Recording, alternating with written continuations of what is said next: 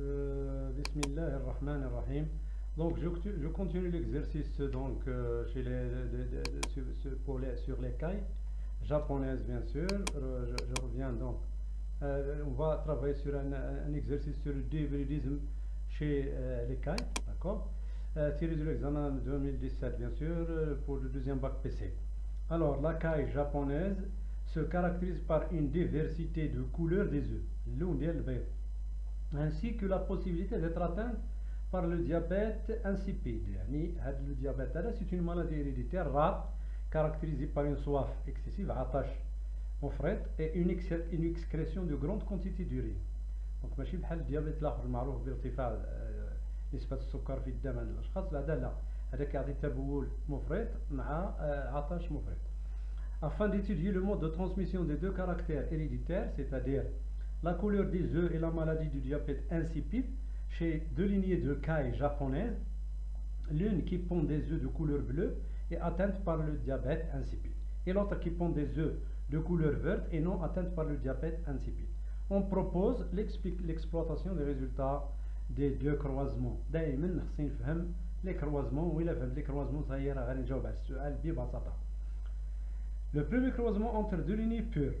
Une lignée qui pond des œufs de couleur bleue est atteinte par le diabète insipide.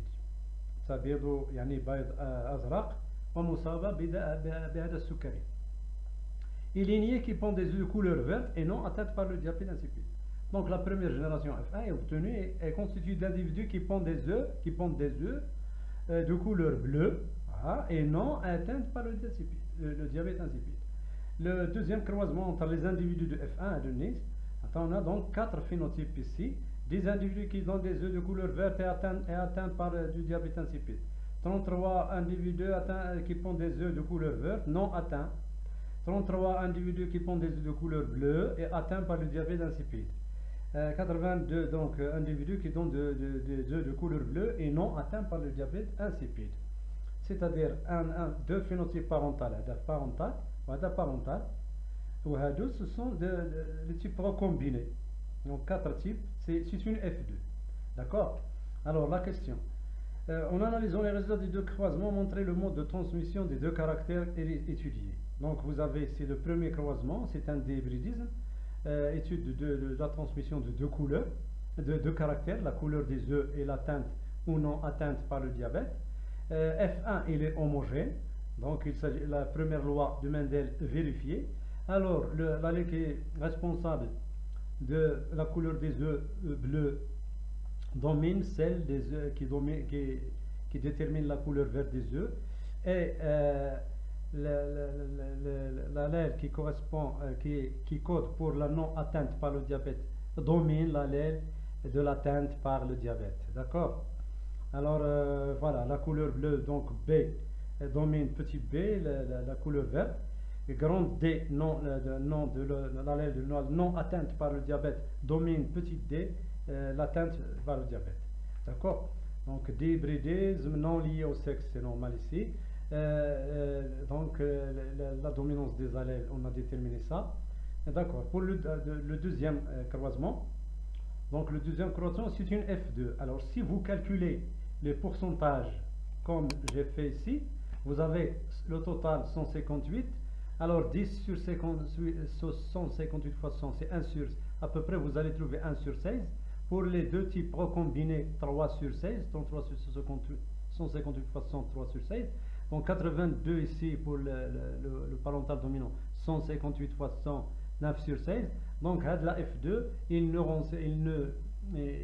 fait donc rappeler donc les deux gènes indépendants. C'est une F2 dont le pourcentage correspond à ce que les deux gènes donc sont indépendants. Donc les deux gènes, la couleur des œufs et l'atteinte ou la non atteinte par le diabète, sont deux gènes donc indépendants, c'est-à-dire les deux phénotypes recombinés s'expliquent par la troisième loi de Mendel, la ségrégation des allèles au cours de la formation des gamètes de la F1 qui a donné F2. D'accord? Deuxième question, question 4 ici. Donnez l'interprétation chromosomique des deux croisements en justifiant votre réponse par un échiquier, bien sûr, de gamètes. Donc vous allez donc le premier croisement, donc le premier parental ici, donc phénotype, donc le phénotype, donc les œufs, donc les œufs verts non atteints par le diabète. Ici, le grand D, donc voilà, donc c'est ça. Je m'excuse.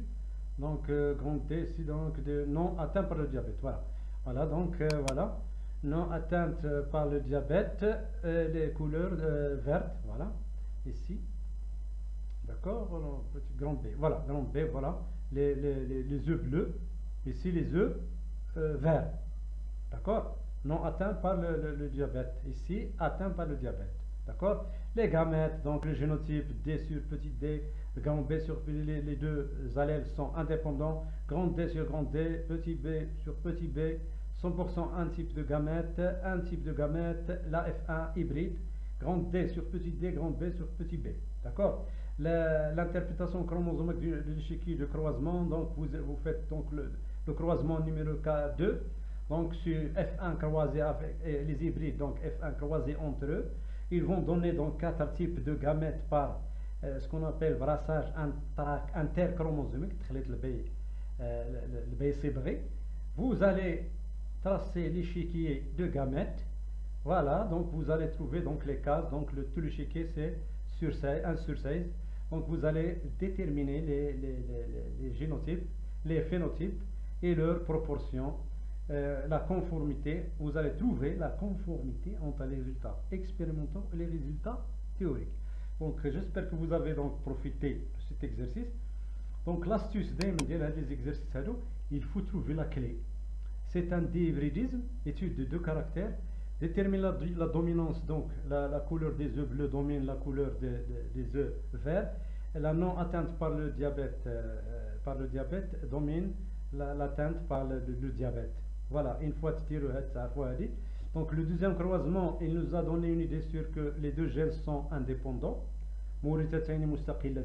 Ça fait donc l'interprétation chromosomique, c'est facile. Vous allez écrire les phénotypes, les génotypes pour le premier chromosome, gamète, la F1, l'interprétation chromosomique du deuxième chromosome, c'est-à-dire le croisement des F1 entre eux, les phénotypes, génotypes, gamètes, et vous allez tracer l'échiquier des gamètes. Vous allez trouver le pourcentage théorique compatible avec les pourcentages expérimentaux. Donc abonnez-vous toujours à la chaîne SVT plus Kerbal, vous n'aurez Inch'Allah que du nouveau.